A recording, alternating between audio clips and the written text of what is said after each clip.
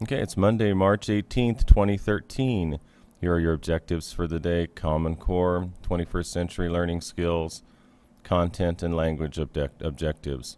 Today you're going to read and understand an informational text, an article, and then you're going to define academic vocabulary, and then you're going to answer text-dependent questions about the article in Moodle. So, okay, what we're going to jump in today, what we're going to learn about is a Jack Russell Terrier dog swallowed 111 pennies, and why that was bad for the dog, and what happened to help the dog to overcome that situation. So there's your academic vocabulary words: brimming, ingested, anesthesia, and methodically. Those are your academic vocabulary. Here's your questions on the article and thinking map for the word ingest, when you ingest something.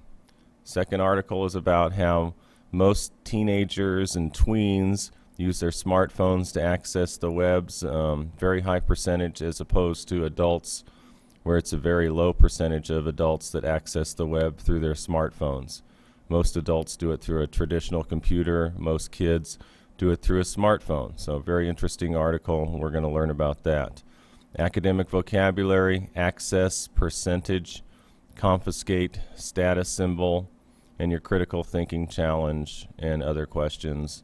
And there's your glossary of words that we're going to learn about today. Okay, so when you're done with that, you're going to jump into Moodle. And so what we have for Monday is your word of the week.